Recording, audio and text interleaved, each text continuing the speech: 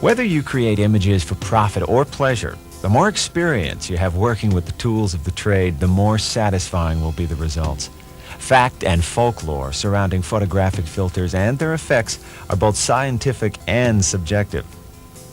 The best way to learn to use filters effectively is to take them for a test drive. In this program, we will do just that by viewing a variety of images using a wide selection of the many effects filters available.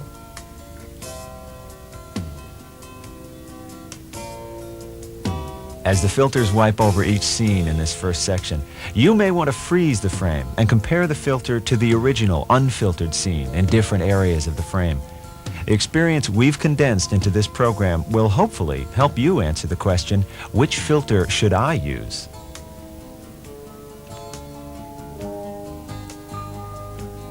Fog filters create flare from highlights in the scene. Bright areas become more prominent and extend further into the shadows. This can lower the contrast, which is the range between light and dark, to some degree. Images are softer and less sharp, which can help to produce flattering portraits. As seen here, bright areas can literally glow.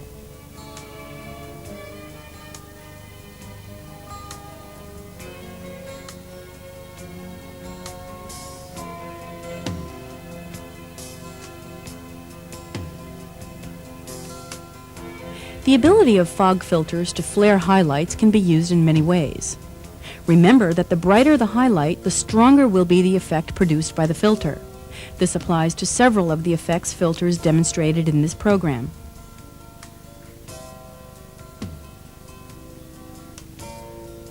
Here, the fog filter creates a soft, dreamlike effect. The lights appear in a warm, romantic glow.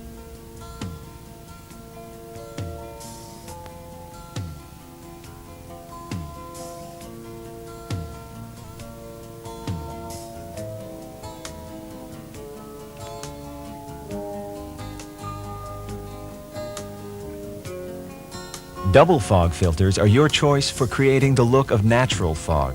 They can produce much lower contrast, yet are sharper than regular fog filters for greater realism. Using a double fog 5 produces a fog thick as pea soup on a perfectly clear day. Again, the more light for the filter to work with, the stronger the effect.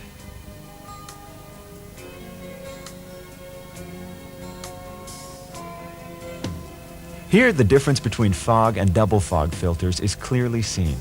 Double fogs create lower contrast with greater detail for a more natural fog effect.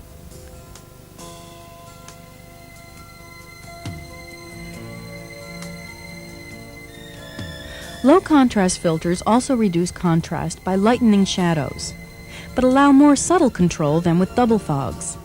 The effect on flare and sharpness is minimal. They are especially useful where control over the lighting is difficult, such as outdoors on a bright sunny day. Dense, harsh shadows can be lightened to show more pleasing detail.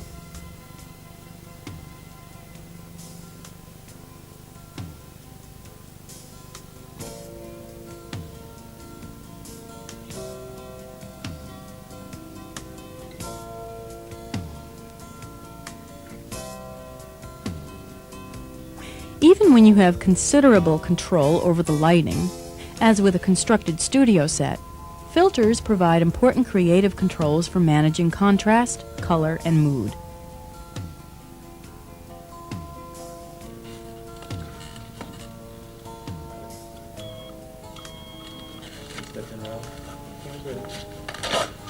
Okay, roll camera, in action. Carefully into the camera, look out, and cut it.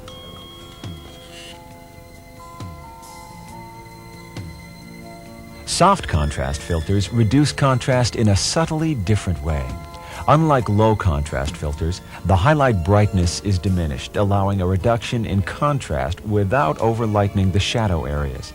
Generally, remember that low contrast filters work by lightening shadows, and soft contrast filters work by darkening highlights. Both serve to reduce overall contrast.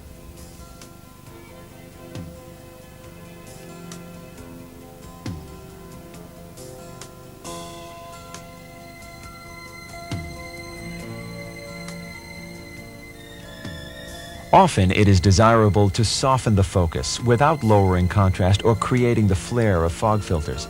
Diffusion filters soften images in just this way.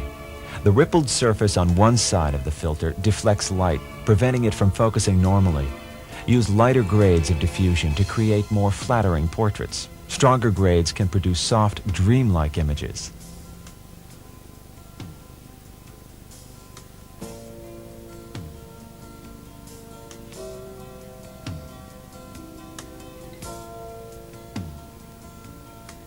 In the early days of motion pictures, the starlet maintained her special aura, partly through the use of a fine mesh fabric stretched over the camera lens.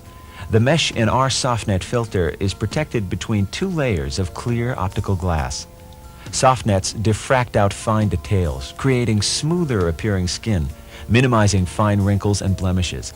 Unlike standard diffusion filters, softnets produce an image that still looks sharp.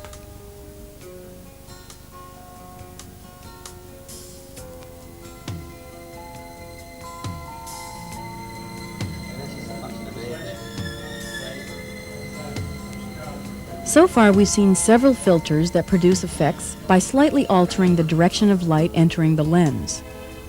Now, let's look at a series of filters that affect the color of light with exciting results.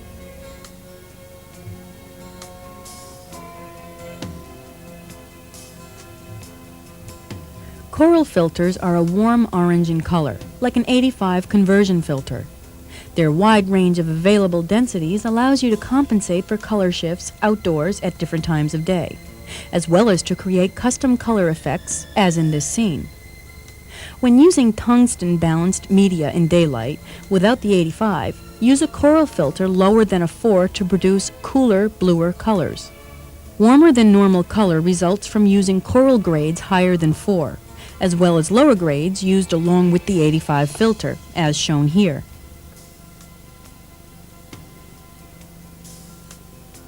Color can be used in many ways.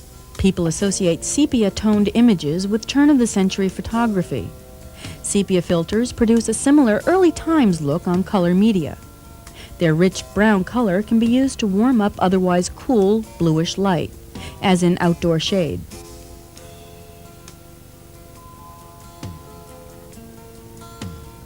Shown here are the sepia 2 and 3. They are both the same color, but the sepia 3 has a fog filter added for a softer, enhanced effect.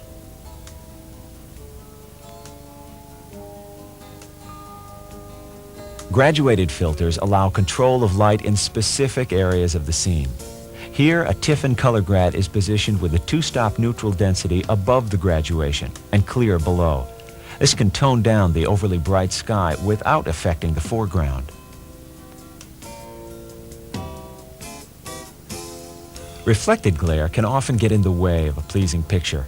Fortunately, this glare is often light that is polarized. Here, a polarizing filter is used to absorb the reflections, revealing a clear image through the window. For maximum glare absorption, vary your angle to the window glass and rotate the filter. Both actions affect the amount of glare absorbed by the polarizer.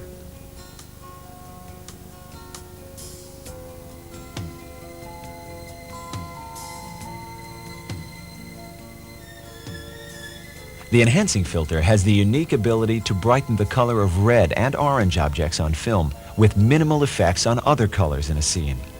Ideal for vivid pictures of fall foliage, it can enliven anything that is red or orange, as seen here.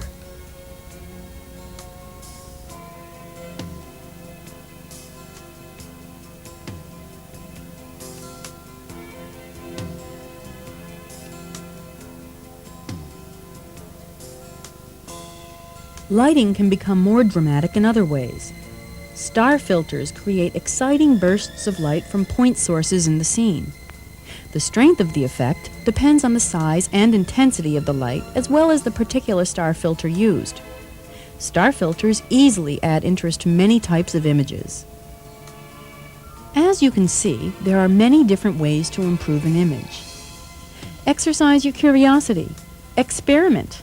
All of the possibilities are waiting in your filter case and your imagination.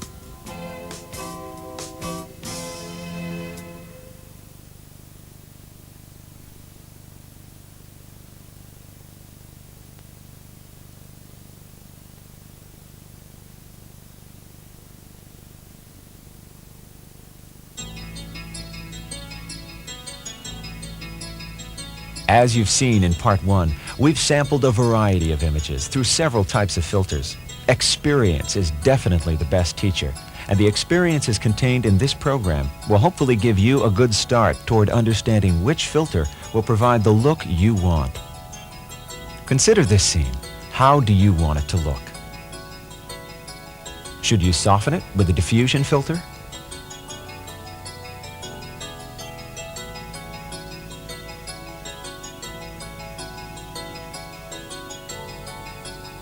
Does it improve with the flare of a fog filter?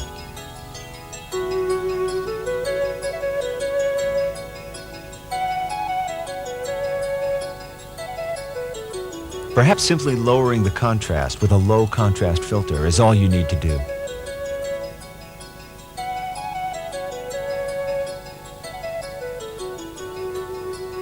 Or does the warm tone of a sepia filter create the look you want? Knowing what you can use and how to use it makes it easier to produce just the right effect.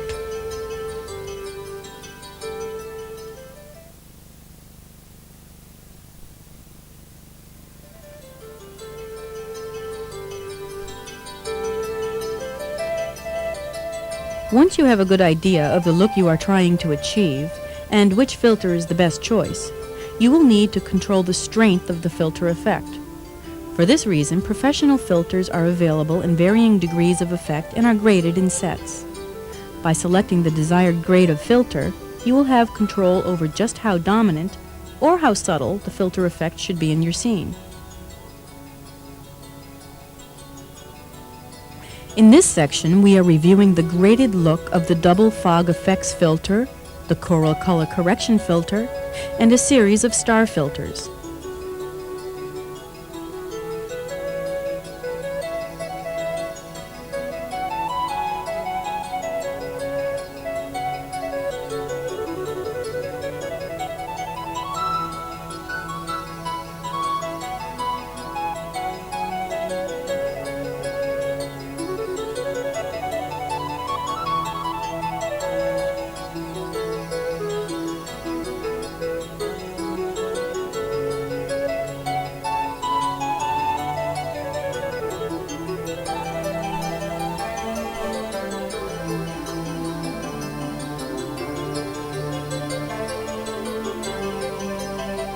Star filters, unlike other effects filters, are graded by the spacing of the scribed lines or filter elements on the surface of the filter glass. For this reason, star filters, soft nets, and other filters with coarse filter elements should be used with faster aperture settings. This will reduce the depth of the focus field, thereby preventing the filter from being partly in focus and keeping the filter effect smooth and uniform over the entire scene. Remember, the aperture should generally be used to control depth of field. Proper exposure should be maintained by setting exposure time for still photography or with neutral density filters for motion pictures and video cameras. Let's examine this more closely as we discuss the taking medium.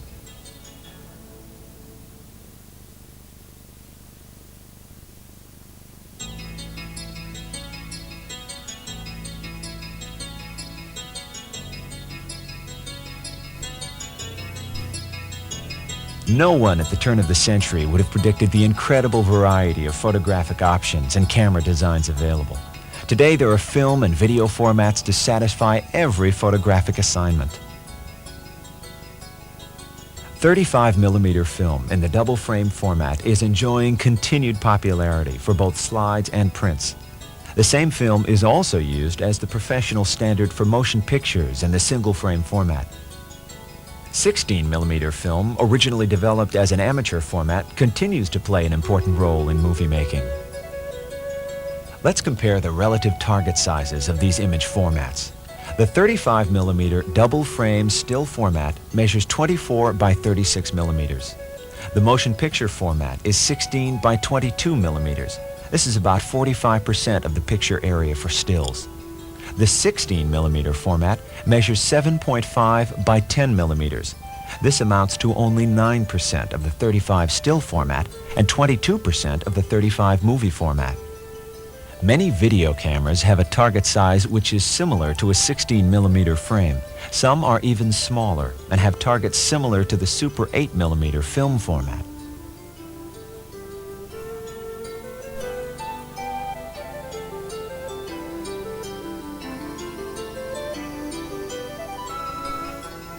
There is a set mathematical relationship between the view angle of the lens, its target size, its focal length, and aperture.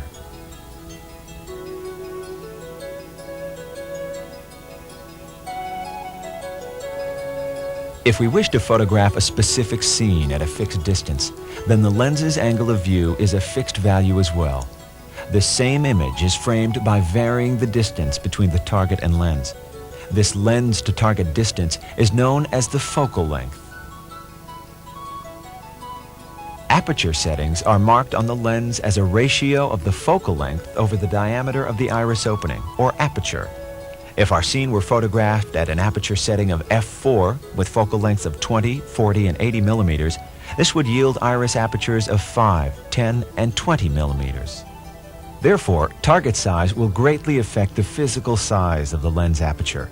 As taking formats become smaller, the apertures become smaller, and the depth of field migrates closer to the filter. For this reason, filters with coarse filter elements, like the 4mm star or the SoftNet 1, may not perform as they do with 35mm stills. Here's a 35mm motion picture camera compared with a video camera using a 16mm target size. Any perceived variation in filter performance between film and video is due to the physical aperture size difference between the formats. When aperture settings are carefully controlled, filters will perform consistently, regardless of which imaging medium or filter is being used.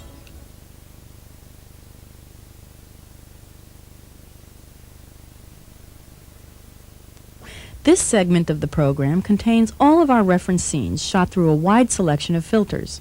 Each scene is displayed for 1 second to enable you to freeze frame any scene that you may wish to examine more closely. The control offered by graded filters becomes more apparent as each scene steps through the filter groupings.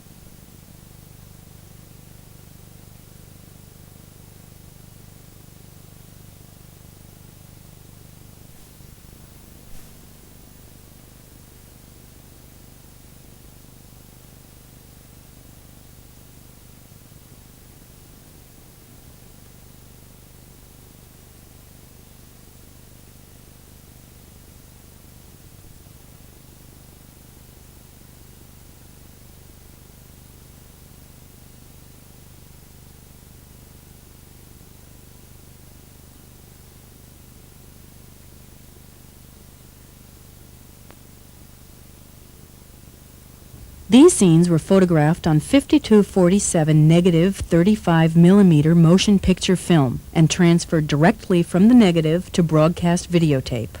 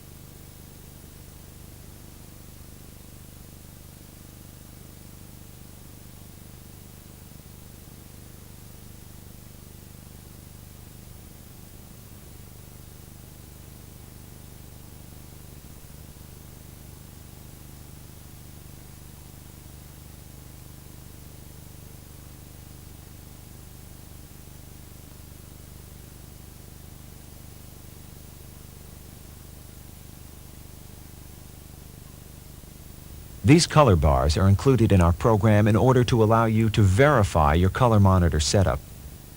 This program is best viewed in a darkened room, so no stray light will be reflected from the picture tube. Adjust the contrast or picture control for a comfortable viewing contrast. Adjust the brightness control to make the black boxes on the lower right barely visible. Adjust the hue or tint control.